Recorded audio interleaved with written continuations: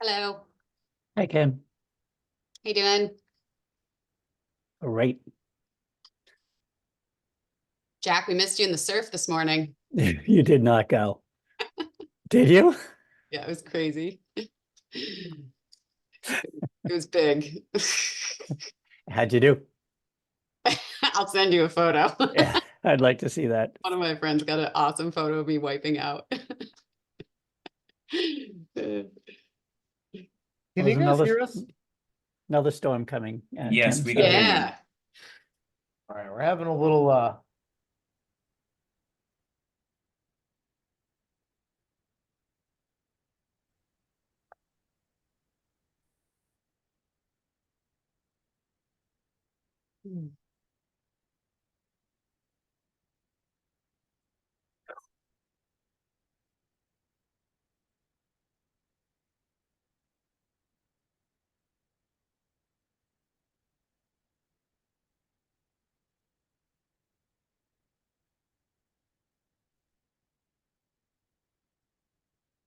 think they might be having some issues.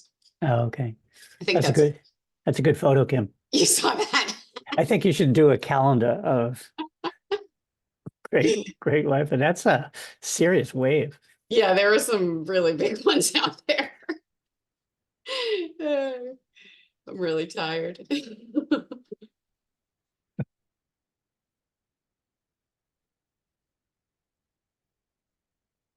Hi, Kristen. Jack, are you feeling better? Yeah, I think so. You I'm got not Let's some- really- interrupt. We're gonna try to restart really quickly to see if we can't get our stuff to work, and we'll be right back, I promise. Okay. Okay, great. The reason why we're not in the other room, there's something else. Would your daughter think it's hot, Jack? Good. Yeah. Yeah, she was on a couple of panels and got interviewed by some news thing. So it was pretty good for her. Yeah. And she liked it. And they went around the city and stuff, and it was interesting. I would imagine. What was she on panels for? Is this related to her marine debris research or? No, not so much. One was women in science, and Okay. one was on the stuff she's doing on microplastic and marine diseases. She sort of shifted to the possibility that plastics in organisms are contributing to disease transmission. Mhm. Yep.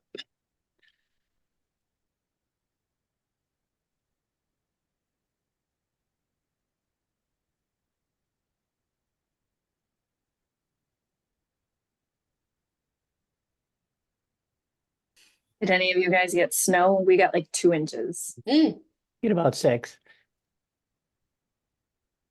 Yeah, we didn't get a ton here, but enough to go sledding yesterday. So it was fun. Did you guys get anything on Nantucket or was it all rain?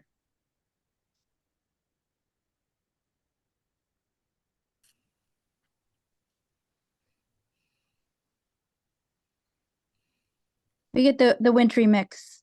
That's the worst. It's like rather have one or the other.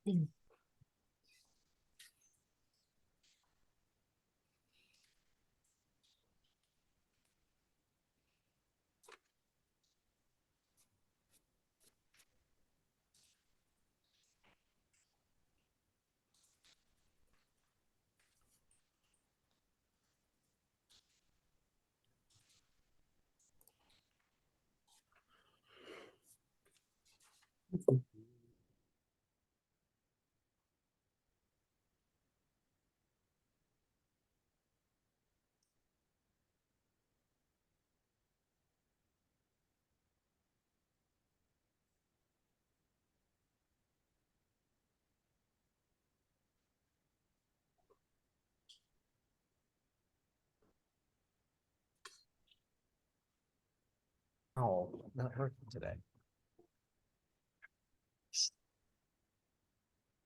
What was it not doing before, Jeff? Connecting.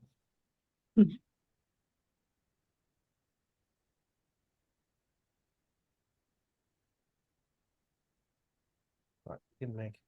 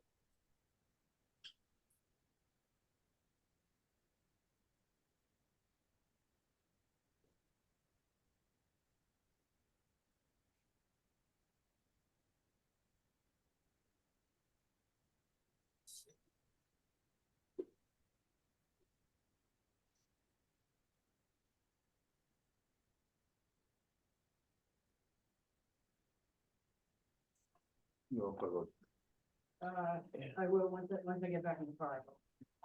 Okay. Okay, all right, bye. Moving houses, doing this, that. We need one more, I think. All right, so Oh, there may be more. who's up there? Dave's up Dave there. and Steve. Dave, Emily, Jesse, Seth, we got enough. How many of us? There are only 9 of us, right? and Emily and Jesse are there, and Seth. And Seth, and Steve, we have enough for a quorum. We just don't have the, We need 6 if there's 10 of us. We need 6 if there's 9 of us. we got We that. need 5 if there's 9 of us. That's 10 of us. we got it, we just don't have the pictures up on the screen. Can you guys hear us? Yes, Yes. In this room, by the way. Yes. All right. We're gonna do a little creativity here. And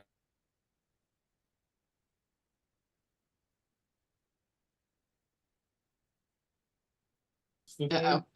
Did we lose them?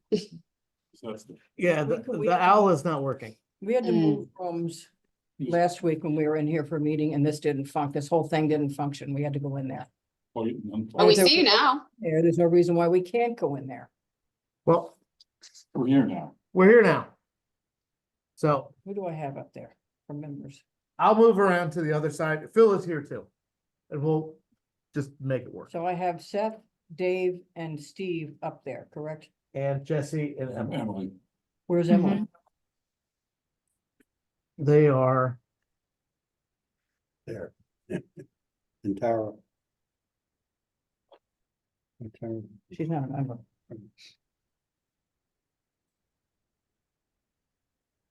We should have everybody up there. That's not gonna work. You can go to the tiny little grid, go up to the view. There's a tiny I- little one. I understand, but Because we do their, that all the their time. videos are not on and they're not showing up there, but they are here. How do we know that? All right, there's I'm Emily. here. I'm just eating my lunch. That's why my video's off. Who else I'm is here there? too. Where's Jessie? I'm right here. Not up on the thing. She- She's not on the thumbnails. There we go. Okay. Okay. Let's see. Where's Phil? Eva. And who's missing? We got 8. Roberto is on vacation. Well, that's 9. Peter, you're positive we got, Samantha, Samantha. Oh, Samantha.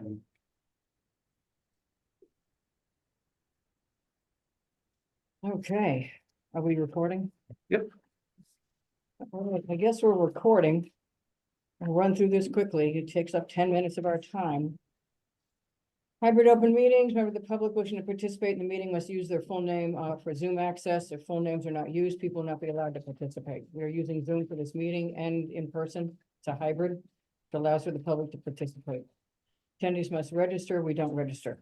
People registering, not registering, time to be joined to listening mode. They can click the raise hand button if they wish to speak.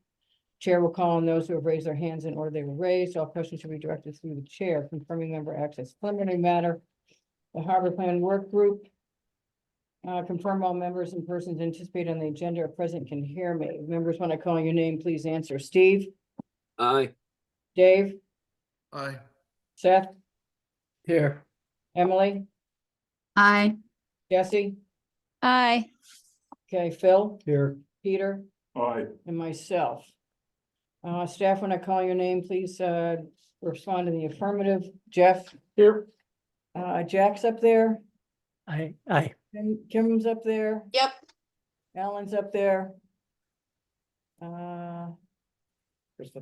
Kristen, Hi, everyone. Tara, Present. Jack, Here. and Allison.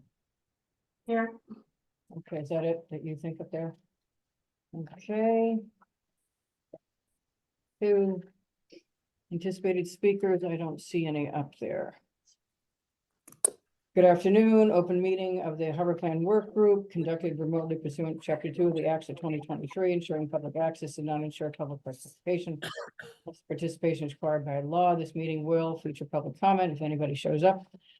For this meeting is convening by video conference and in person. Please note that the meeting is being recorded, that all attendees must participate by video conference and in person. Be aware that other folks may be able to see you and to take care not to screen share your computer. Anything that you broadcast may be captured by this recording. All supporting materials being provided, this body available town's website unless otherwise noted. We all got them by email. Meeting, we are now turning to the first item on the agenda. Before we do so, permit me to cover some ground rules for effective and clear conduct of our business, ensure accurate meeting minutes. Chair will introduce each speaker on the agenda. After they conclude their remarks, the chair will go down the line of members. We're a little bit more fluid than that. Please remember to mute your phone or computer when you're not speaking. Please remember to speak clearly in a way that helps generate accurate minutes. Is there any way to turn the sound up that we can hear them better? Because it's very, very quiet.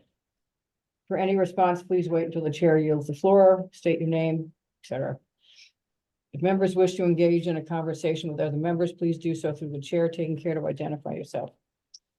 After members have spoken, the chair will afford public comment should we have it. For each vote taken at this meeting will be conducted by roll call vote. Okay. We did the welcome approval of the agenda. Does somebody want to make that motion?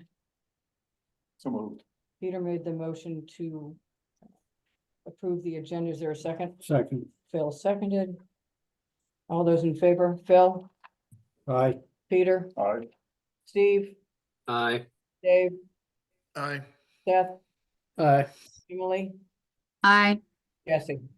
Okay. Aye. That's much better sound. Okay. Can you can hear us better also?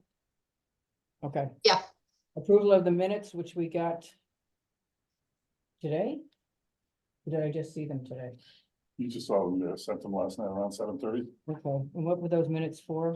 They were for October 2nd, October 16th, November 6th, and December 4th. Okay, And Haley Cook with the town says that she is just now putting up December 18th. okay. Now, are you doing the minutes or is that That's other right. I'm woman doing doing the it? minutes. Good, so that means we're gonna get them. Did anybody get a chance to read them and any comments on them? Phil, Yes. You want me to go through each of them? do you have changes to make? I do. That's fine. Does anybody else have any changes to make? I did not have a chance to read them yet. I'm sorry. We can hold them for the next meeting. And then Phil, you can get your stuff to Peter. Does that work for everybody? Yes. Okay. Yep.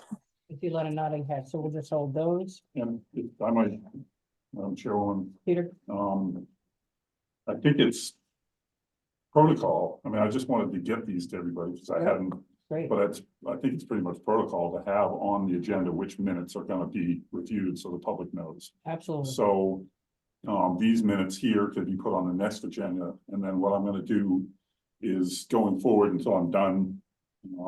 We'll do today's agenda and then one more to add to the pile, so there'll be 6 to review next time, and then going forward beyond that, there'll be the current meeting and then maybe one more like that, but whatever they are, then I'll have to let Kim know that, I'm giving you these, put these minutes on the agenda.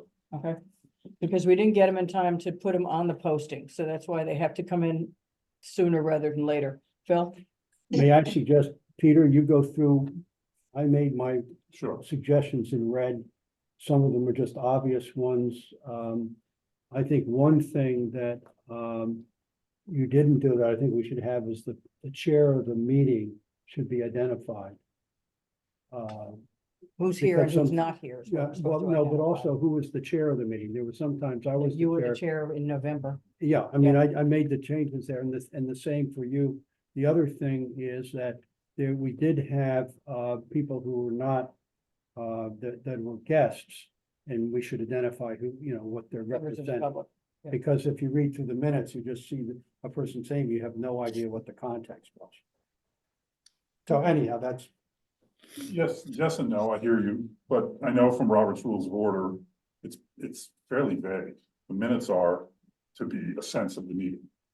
And so that could be every vote taken, who's present, when the meeting starts, when it begins, or it could be my stenographer version or something more extreme. So yeah, I'll endeavor to do that. But when somebody, what should be done at the beginning, because I did the meetings for, I did minutes for 40 years, what should be at the beginning is who was here and who was absent. you know, and he's got that. Yeah. But what But then he who- doesn't have who called the meeting to order. Yeah, that would be you when I'm not here. Or, yeah, it should be who Well, called the meeting to order. yeah. And if you have somebody that is a visitor that is speaking in the. Their name should At be the in the top, it public should be comment. who they're representing. Otherwise, Yeah. you just see Joe Blow said something and you have no idea if you're reading the minutes, what that means. Yeah, members of the public should be listed if there were general concerns or something. No, but who they, I mean, for Yeah, who example, they are. we had a couple of people from Manicat representing Manicat thing that Yeah. should be said at the top. Management, Conservation, that- Bruce Mandel was here representing whatever. yeah. And what his general concerns, one or two. Well, sentences. no, he had, Well, then, they that's in the want us to text. do that. that's in the text, but I'm just saying at the very top, when you list all the people's names. Who's here from the public? Yeah. Okay. All right. so Peter, what- thank you for writing the minutes. I just want to say thank you. It's Oh, it's a thank lot you. of work. It's time Yeah. consuming and it's appreciated. Believe me, this woman in California is like 6 months behind. I'm a year behind, so. Nah, just a couple of months. All right, so issues to recommendations, natural resources, we're gonna continue with the 12-18 meeting. Turn it over to you guys. All right, great. So hope everybody had a good holiday, good new year. If you remember from the last meeting, we were going section by section. We got through, I would say, about 3/4 of the natural resources section. So wanted to finish up with that. And then Jack, I'm not sure if we'll get to both of the sections, but we have 2 other sections on deck here, commercial waterfront and then coordination and administration. So what I can do is share my screen and work through the next few recommendations that we have on here. We could talk a little bit about the goals and objectives and just make sure we're not missing anything from the 2009 plan that should be carried over. And then we can move over to Jack's section. Does that make sense to everyone? That work for you, Phil? Yep. Okay. Okay, great. All right. So I believe we left off here at number 6, where we're saying concern about chemicals used by landscapers for pests, ticks, etc. This might be more under the category of water quality. I'm not sure. And talking about the lifespan of the chemicals and then the impact on natural resources. So a recommendation that was mentioned was potentially conducting a research study on the impact of landscape chemicals on natural resources and water quality. Not sure if anybody has anything to add to that, if that's useful to include here, if it should go into water quality. Who would conduct such research? The committee?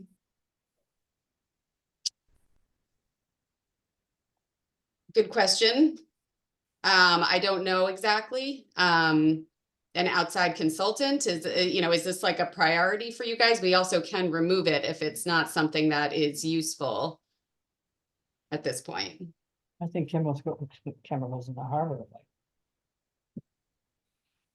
Very important. Yeah. The lifespan of the chemicals used, I mean, a lot of it comes down to enforcement of what we already have on the books, but Well, maybe what, that would be something that would be a follow-on to if there was a feasible way to regulate that, then you could say, okay, what are the, you know, I wouldn't want to spend a lot of time getting people involved in figuring out what the bad stuff is if we really don't have a realistic way to enforce it. Would it be the town's water quality specialist that would look into that? Think, Jeff? I think maybe a little bit. I also think, I don't feel like a lot of research on the town's end is needed for the impact of landscape or chemicals. I think that a lot of that gets done. I think it may be better, you know, education and on-island management of those than an actual research study. But do we know all the stuff that's being used these days? I mean, I get my yard sprayed for poison ivy and ticks. What's the impact of this stuff? Everybody's doing it now. Well, I think it depends on what everyone's using. I think that would be the harder part, would be to like inventory what's actually being used on island, but I think if you had the list, I doubt there's anything that's being used where they're haven't completed some level of certification process through the government for its use. Yeah, but near a harbor watershed. No, I mean, that's stuff that's pretty typical. Like, I think that work is done. I think inventorying what's there and then better management of and education around those, other than trying to determine what the impacts may or may not be. And is there something new being used that we don't know about in the harbor? I think that's where Peter was talking about the harbor water quality expert I would think that she would, identified. in her samples, that might come up, but in terms of, when it comes to the annual analysis of the samples, then that might come up, but I wouldn't think that the water quality specialist should be doing the research into what the landscaping companies are using. No, just what's in the water. Yeah, we have a couple hands up. Seth? Thank you. So as a general point, I don't think we need to discuss who's doing what at this point in time, just whether the like the bullet point is good and then it can be implemented later by whoever we figure out should be implementing. I would say that I think a lot of research studies on landscape chemicals are happening, but one of the things that seems, in my opinion, like hasn't been happening so much is coordination among landscapers and landscape companies to standardize protocols. And I think some revitalization of landscape trade industries and working directly with the town to kind of like document what the current trends and uses of chemicals are and any potential impacts would be really beneficial. And then the rest, I think, is education and outreach, but it's hard to do with a disparate economy, like with over 200 landscape companies on island right now. It's hard to do without a central clearinghouse for education. Thank you, Seth. Emily? Thank you. Yeah, I think sort of in line with what Seth just said, I was contemplating some sort of a bullet that identified a need to or a recommendation to better identify what is being used out here. And I mean, as far as how that's done, maybe that is another conversation. There's clearly the Natural Resources Department has a good connection with the landscapers through the fertilizer licensing program. And it could be that there's a requirement if you're going to get a fertilizer applicator license for your company to have provided a list of what lawn chemicals they utilize or something, which certainly is more on our system, but it might be a way to start getting some of that information. So there are some ways that we could probably brainstorm helping. I agree with Seth that working with the landscapers would be important there, but even just more of a general bullet that it's a recommendation to do so is a good start. Yeah, it's back to that education component. Jeff, when they come in for those licenses, do they have to list what they're using? No. Well, that's the problem. Okay, and I know, has Tara got her hand, Tara? I do, thank you. Yeah, I agree with Seth and Emily. I think, I don't know if this is called out in another location in the plan, but in addition to like investigating the chemicals, I think it should be included or specific to include also pesticides. I don't think a ton of investigation has been done on pesticides in the use, and you know, in addition to like fertilizer and nutrients, I think it would be important to also include that if we're getting lists from landscapers as well. Does this seem doable, Jeff, when they come in for these licenses to make them list what they're using? Maybe. And the pest companies aren't the guys that are doing the fertilizer, they're separate. They don't come in for a license for pesticides, do they? Pesticides and herbicides, if you're commercially applying, you should have the state issued license. A lot don't. Yeah. So, but they should. They come to my house once a month to try to think living within a mile of my house. Okay, does it give you some direction, Kim? Yeah, that's very helpful. Thanks. And I think Emily has her hand up. Yeah, Thanks. Yeah, thanks, Kim. Just as one follow-up, and again, maybe this is another conversation for another time, but I don't know that individual landscapers coming in for a license would necessarily need to list what they're using, but I think that their company, whoever the head of their company is, could be required to provide that list before any of their employees could be given licenses. And I don't know if this is even appropriate, but maybe when companies are coming in for a fertilizer license, which is required, they could be asked to just inform the town whether they're also licensed to don't do that. whether they have the pesticide license. So then at least the town would have a sense of who is licensed by the state to use pesticides. Again, it might just be more information that could be beneficial for the town. Okay. Yeah, and the state publishes a list of who holds a license, so. There's someone that don't. Okay. All right, anything else on this one? And we'll move to number 7, which is general threats to marine mammals and shorebirds, which she says we need more details. Yes, so I guess, obviously there are a number of different threats to these animals, people driving on beaches, other kinds like erosion threats. But I guess thinking about, what are the big threats to marine mammals and shorebirds, and then are there additional things that should be done to try to help them? So things related to driving on the beach, anything with the Marine Mammal Protection Group. So wanted to pick your brains on that. And I see Seth has his hand up. Yep. Seth?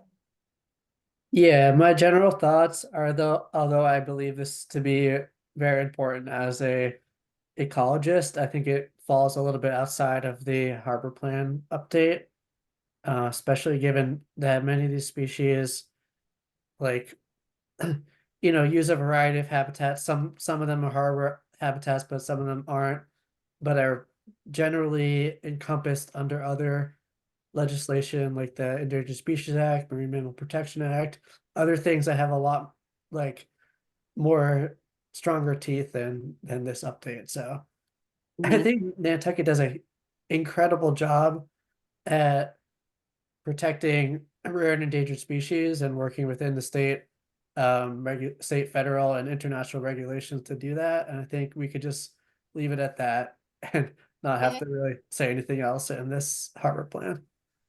Well, just for Kim's edification, the rest of the staff's edification, the areas that we have under our jurisdiction with this plan, 99% cannot be driven on by a vehicle. Mm-hmm. The only time you might get close to anything is like Code 2 or the Galls on the harbor side. But in general, I don't know anywhere else you can drive along, Pacoma maybe. But where you certainly can't drive along the beach in Mattocket, Cathcart. There are a few public access points, but they're not driving down beaches. They can't do that. Mm-hmm. Yep. Smith's Point. Yeah, Smith's Point, but only on the harbor side, Only on the harbor side, not what? the ocean side. At what? where they can drive anywhere that get near them, and they close down Smith's Point in a heartbeat when those plovers are running around. Yeah, the thing is, though, I guess I would have a little to say about that since I guide out there and Yeah. the town does an exemplary job protecting the birds, being out there every day, Yeah. fencing it off. And the people who drive out there, drive out, do the very, very best to go in the other direction from what the town does. And they drive through the dunes and that Smiths Point does not get the same, not even close level of patrol protection as Great Point and Co too. So it's always in peril. So I'm just, My daughter was the first plover person standing at Smith's Point when they started their program, and people tried to run her over to get on the Smith's Point. Aaron being Aaron, that wasn't gonna happen. yeah. I'm not saying the town isn't doing a great job. I'm just saying that there's not enough people out there to keep people from driving through the dunes or crashing through the fences and driving along that harbor side. And anyway, So that's what I'm saying. There are minimal places that happens, but it's there. Yep. And it's in consort with the town, so maybe more enforcement at the areas where they can get on. You know, more attention paid to the areas where it's possible. But otherwise, they've got things roped off pretty intensely, especially at Great Point. All right, great. Well, that's Anything else helpful. On that one, All right, well, let's move on to the next one, which, you know, this is obviously a kind of a big issue, but talking about the growing number of people on the island during both the off season and the summer, and it causing a strain on the natural resources. And then, you know, many follow the rules and regulations, but others may not, and they may not be aware of the rules. So this is kind of getting at a lot of education. Looking at using public media to conduct some education through social media, radio, TV, emails. We talked about developing a harbor walk with educational signs, which kind of thinking about where could that happen. Also talking about developing data sets and visualization tools to allow the public to be able to better understand the status and decline of natural resources, kind of story-based data. Looking at school curricula on natural resources, what is actually available right now, what could be enhanced if needed, and then conducting potentially any sort of, I know you guys do a number of public forums and symposiums, but are there more that should be done, or more general education on eelgrass that should be done? So it's kind of just a big, you know, lots of people are on the island. What needs to happen in terms of educating people so that, you know, they're not causing such a strain on the natural resources, if there is a way to do that. well, obviously the marinas, the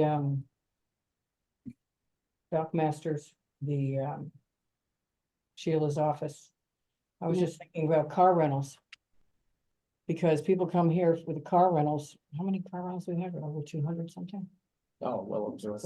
And they, you know, the car rentals, a lot of them have four-wheel drives.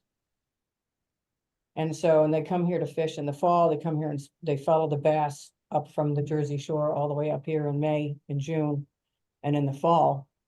And then everybody comes here and does the blue fishing in the summer.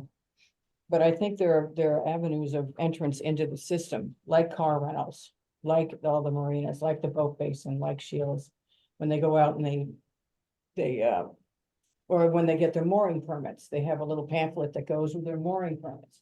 There's any number of ways of getting information out, especially the mooring permits. How many are out there? Jesus Christ, it's like every 10 feet there's somebody.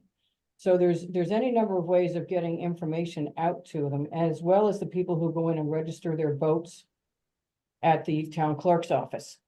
So this would be preparing a general information packet for people that are getting on the water or going to get on the water or going to fish, or going to rent a dinghy or even a kayak, or any number of ways of getting into the system. We make sure that we have a comprehensive little fold out that says all of this stuff. So those are ways of getting advertising, because a lot of people that come here don't look at Nantucket Current, they don't look at the Inky Mirror. They don't have any other ways of getting into the system. And then if they type in something about Nantucket Harbor or Nantucket fishing on, you know, Google or something, the pamphlet would be available through the town website or whatever. They can pull that up. So there's any number of ways of getting in. Phil? Well, I think the other thing, Nantucket moorings, they're usually there to meet, each of the boats that come in. I've seen in other harbors what they'll do, the harbor master, when you give them your credit card, you know, and pay for your mooring, that, you know, he comes by in his whaler, they give you a little pamphlet, what's the deal is.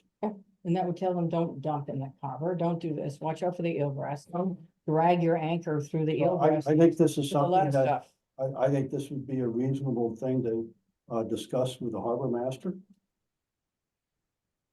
I mean, I'm just thinking in all of these things that we put down, on the to-do list column, there ought to be somebody that we initially say that this is where it starts. But it has to be hard, we have to have something to hand Oh, out. I agree, but I think, you know, that would be a reason, I think that would be a reasonable thing to ask the harbor master. Linda? Yep, where are you, Dave? Yeah, Nantucket Moorings is required to hand out whatever the town provides, so that's a good avenue. Boats aren't registered with the town clerk. The mooring permit system is all done online, so there's very little personal interaction where a pamphlet would be handed out. Not that they would not be available at the harbor master's office, but the moorings pretty much is all handled online. But the mooring companies, the rental car people, I know there's displays at the airport that the land council and Conservation Foundation put up years ago, and I just think we need to just continue that and make sure they're renewed and updated. And we can have a link where they do their mooring permits, you can have a link for the further information. I see Steve's hands up. Right, that you could Oh, do it yeah, I with a just- link, but as far as people going into the office to pay for or pick up their stickers, that's not really done, but if you put a link on the mooring company, the company that handles that, there could be a link there. Steve? Yeah, well, I actually do pick up mine in person, and a lot of people do, and she could hand them out then. A lot of those mooring permits are also mailed out to people directly, so they could just put an insert in the envelope with the permit when they mail it out. They won't do it. That's what I'm saying, a little foldable thing that will fit in an envelope and not cost another 50 cents or whatever it is.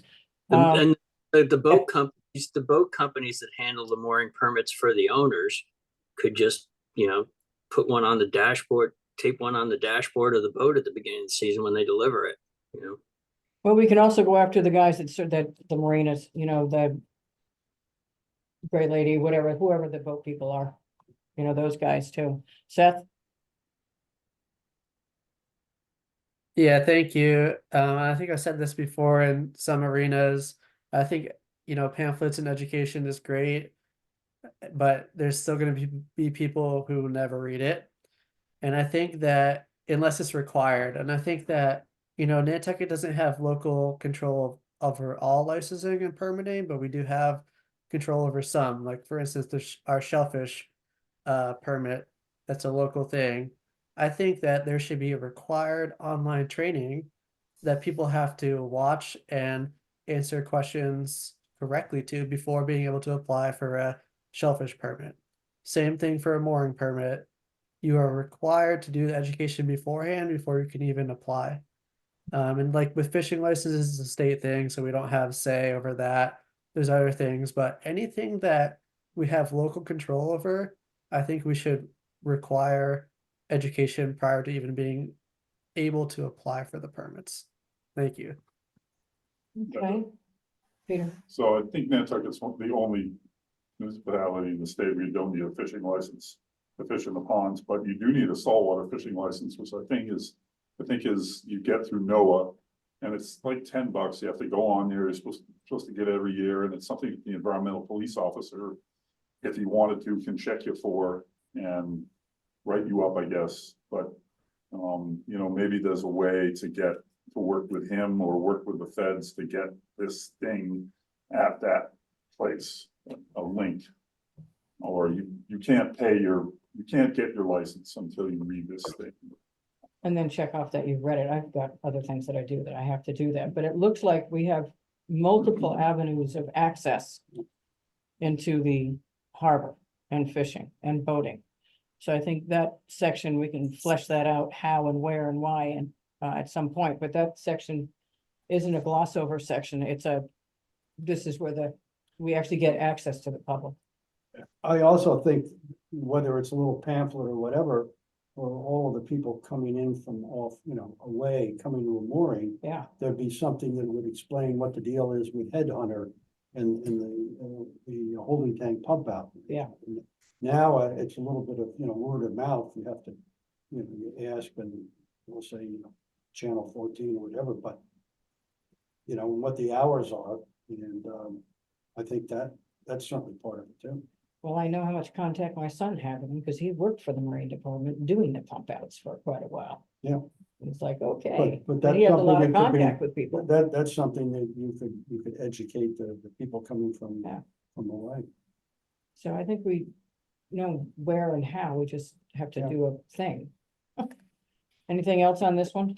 Yeah, I think we could beef up. I mean, pump outs is a particularly onerous thing, and I think we could bump up the dye tablet program, because I know Sheila says they give them out to everybody who comes in, but I'm not sure that's true. I mean, I've been out on the harbor for countless hours, and I've never once seen a stain from a dye capsule around somebody's boat that was pumping out illegally. I saw it a lot when I was in Catalina, when I was running boats out in California, but I've not seen it here. So I think we could emphasize that more, maybe.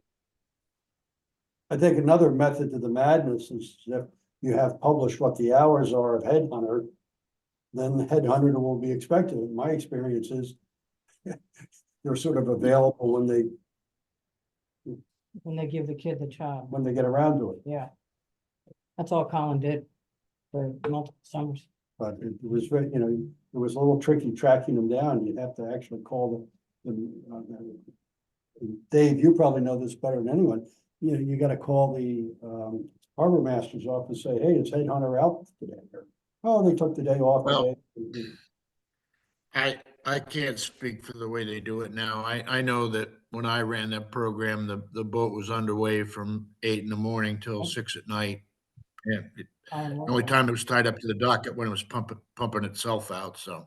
Yeah, and that's when Colin worked for you.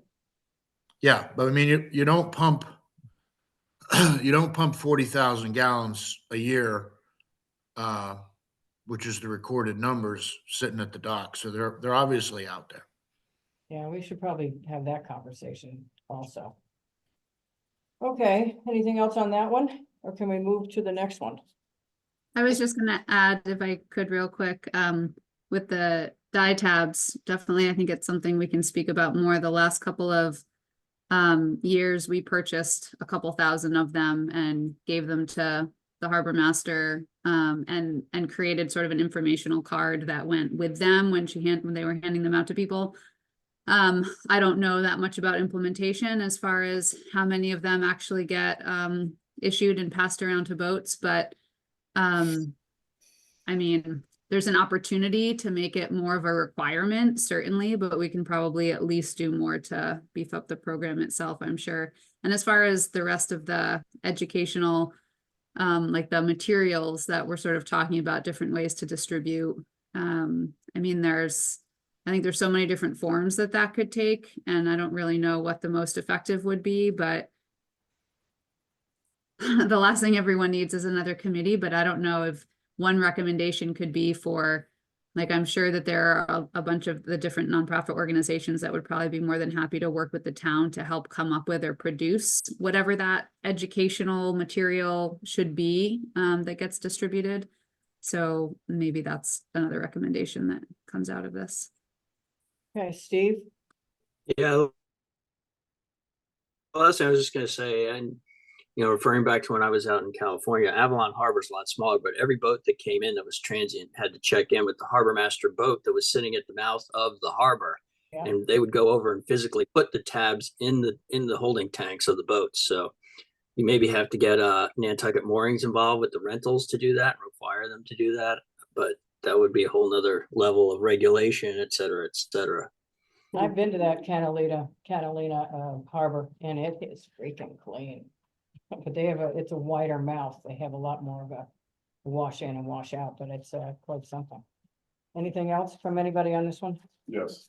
Peter? So I don't think we should sit here and speculate about whether the dye tablets are being put in or not. I think you should have Sheila in here and have her tell you that. And she's been to our Harbor and Shellfish Advisory Board meetings and given us her reports on doing it all summer long and about how the headhunter operates all summer long. And she's given us the figures for how much has been pumped out. You can call the office and find out. And it's around the number that Jeff is saying, but you know, I think that is a level of accountability that she has to adhere to, since the Land and Water Council, you know, initially bought 8,000 of those things and then more each year. So I don't think that that it's not going in there.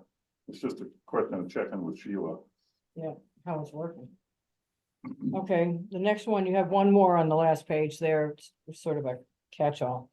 Yeah, well, so I have, well, two more.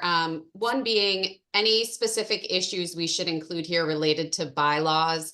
We had talked just about maybe doing just a general statement about continuing to strengthen the environmental regulations and protect natural areas. I don't know if in the last plan, there was some talk about bylaws. I don't know if there's anything we want to call out here specifically, or just say to continue strengthening environmental regulations.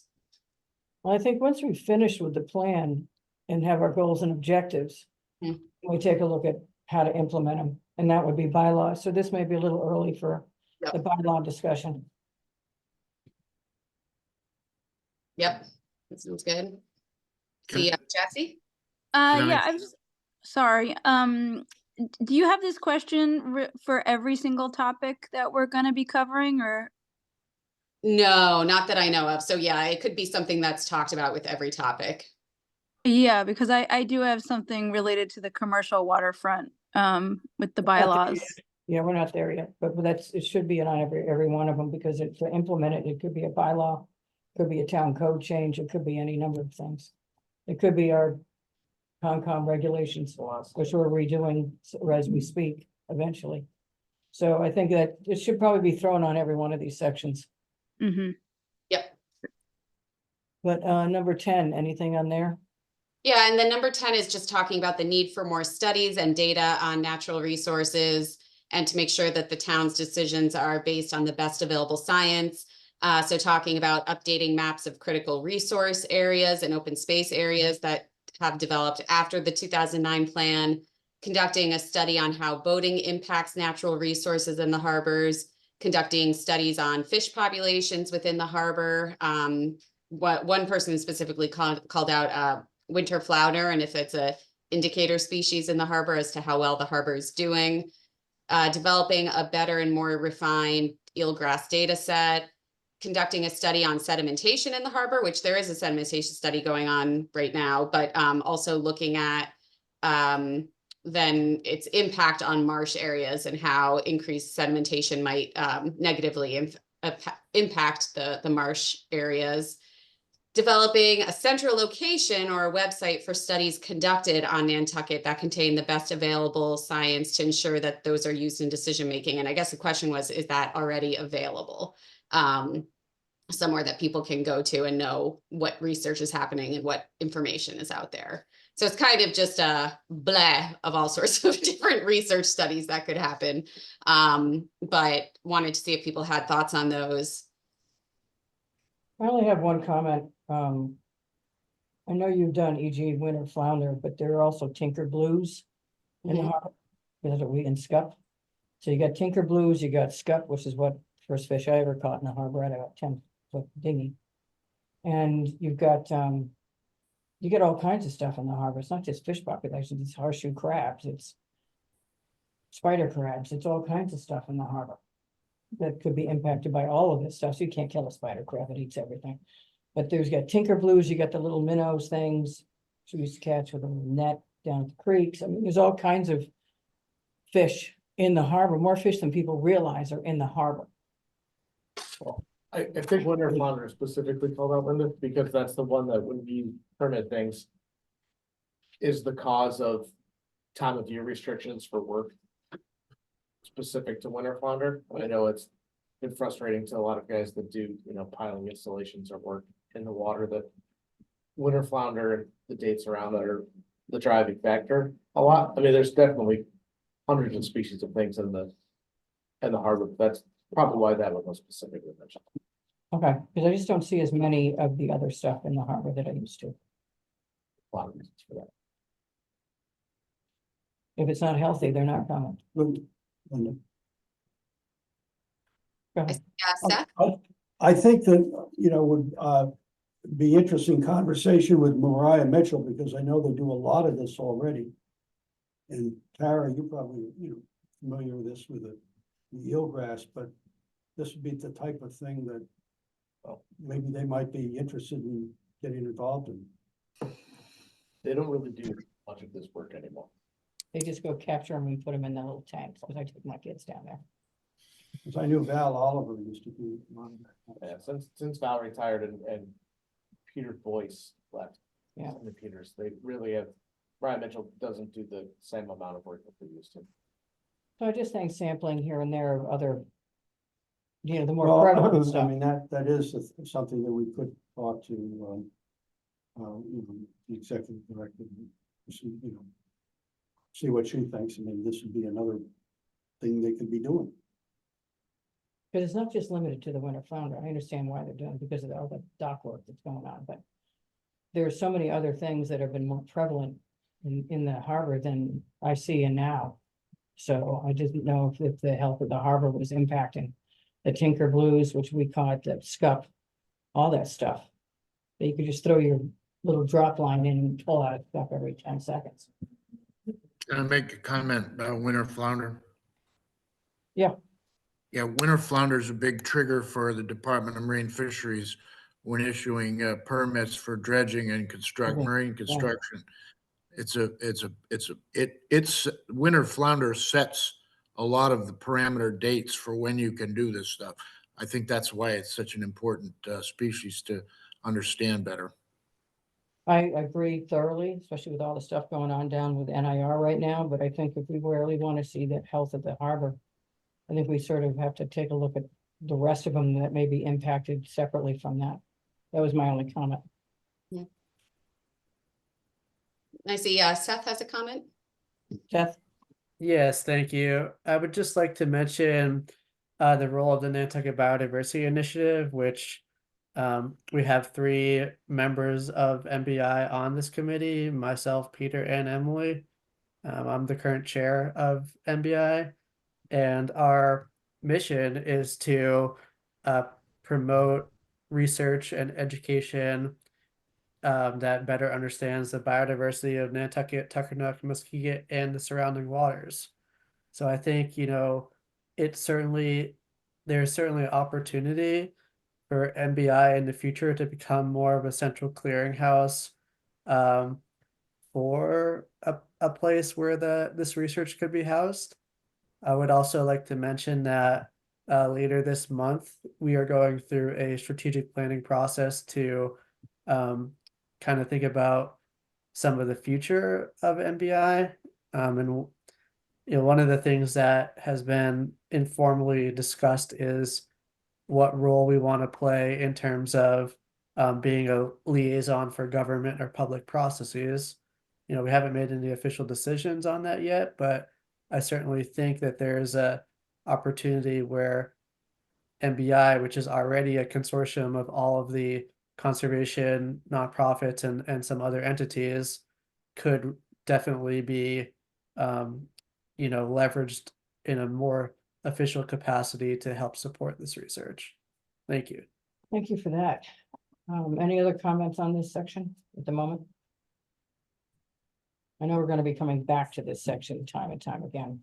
Yeah. Okay. Great. Well, thank you for that. That was very helpful. I just wanted to go back up to the top of this document and look at what were the previous goals, objectives. I know we only have like 5 minutes left, but generally, I think that the goal, the first goal here is still relevant. It's, it's general to protect and restore where appropriate the valuable natural resources of Nantucket and Mattocket harbors. And basically, we went back and said, if we thought we should keep something, remove it. I think, if anybody disagrees, do you think that general goal is good enough? Should we, elaborate on it or change anything? There's just one goal for this section, one goal and then 5. I'm sorry, this was from the 2009 plan. So there was one goal and then 6 objectives. But that's still, to me, it still seems relevant. Did anybody get a chance to look at that section? I printed all this stuff out. Dave, did you have a comment? I think you're on. I can't see his hand raised. I don't know how to raise my hand other than He's on my raising. shoulder. so. Just call it out, Dave. My comment, Kim, is yes, I think we ought to keep the goal, but I think we ought to have you guys wordsmith it a little bit to Yep. make it more strong and more emphasis. And the other thing right below that where it says environmental bylaws in the 2024 plan, I guess it's a question for Jeff through you, Linda, that where do we stand on doing something of taking control of things like Chapter 91 and that? Where did we leave that discussion, Jeff? Kind of as a discussion. We've talked about a lot of ideas to do that, but have never really put pen to paper for it. Been more. Well, We got a response back from the state. We sent a letter up to the state on Chapter 91 enforcement some time ago. Oh, no, the state has responded to that and sent that stuff, but they don't have enough human beings to do enforcement. Yeah, they got one guy. There's always gonna be that rub unless we do something locally that we can get past, so. And that is in one of the other sections, the Chapter 91. Yes. In In discussion. the administration and We're not there coordination. yet at this point. Right. Okay, all right. Well, I just didn't want to lose sight of that and, I guess we're always going to be updating our environmental bylaws, but I just think that goal should be stronger. Yep. Yeah, I do too. I think we should elaborate a little bit more. It's just one sentence. And I think you should make it a little stronger, given the severe impacts of public use of the harbors. You can add, catchphrases like that, why we're doing this and why we think it should be beefed up because of the severe impact of the use of the harbors. Yep. Okay, we can do that. The first objective here is talking about bylaws, and it sounded like we're going to kind of come back to this later on. So we can come back to this once, the natural resources section and all the sections are more fleshed out and decide if we want to keep some of these recommendations in here, change them. Some noted that we just could remove this. So sounds like bylaws will punt for a little bit. Does that sound right? Yeah. Okay, the next section, objective 2, is talking about providing technical and scientific support for planning and decision-making on these natural resource issues. And so one being establish a scientific and technical advisory committee to assist boards, commissions, and committees on the data, and talking about that that had been completed and we could remove that. And then the next one is develop and implement environmental bylaws when possible, and that's ongoing. So that's just kind of another thing that we'll go back to. But does that sound right that this was completed, developing that technical advisory committee? I think we have several entities that are involved. There's a lot of. Kim, Dave? I think maybe, well, I don't know if we want to keep it as a goal or make it in more expanded additional goal to deal with this biodiversity group. It sounds like, in listening to Seth, it seems like that's exactly what we need, is we need some type of a collection, dissemination, improvement, dedicated group. And it sounds to me that those folks are the possibility of this. My only mean, we- concern about that, Dave, is that, Seth, correct me if I'm wrong, this is an outside of the town hierarchy, correct? The Town of Nantucket Natural Resources Department is a partner organization, but it's not an official public body of the Town of Nantucket. Because you have a lot of stakeholders involved in your group outside of the town, and obviously the town is represented. That, to expand on what Dave said, we might want to see if there is some more of a formal entity. Yep. With, to be involved as an official thing to come before, instead of just a member of the public under a 501c3 or whatever it is. So that's just throwing that out there. Okay. And I see it is 2:00, so I don't want to keep you guys over time, but that was very helpful. Is this process still working for people? I know we're moving kind of slowly. But I think we're also getting a lot of good information out of this. So is this still working for you all? I think so, and this was a big section, Yeah. Yes, and natural resources is big. probably So, one of the more difficult sections, so I think, that's progress. And it's only the beginning of the second week of January, so let's give ourselves a break. Yeah. And we're all still groggy from the holidays and getting back into the reality of life, so yes, Unfortunately. we'll pick up speed. yeah.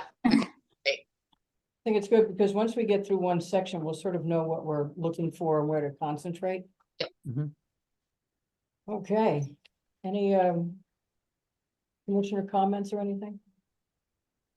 All right, the next meeting is on when? I think it's a two. From today, 22. 22? Okay. Yeah. Okey-dokey. So do I hear a motion to adjourn? So moved. Okay, Phil made a motion to adjourn. Peter seconded. If you want, Yeah. Okay, Steve? We still have Steve? I think he's gone. No, okay, Dave, Aye. Seth, Aye. Emily, Aye. Jesse, Aye. Phil, Aye. Peter, aye. and myself. Thank you, everybody. Good work, as usual. Thank you. Thank you. Thank you. Happy New Year, everybody. Same to you. That's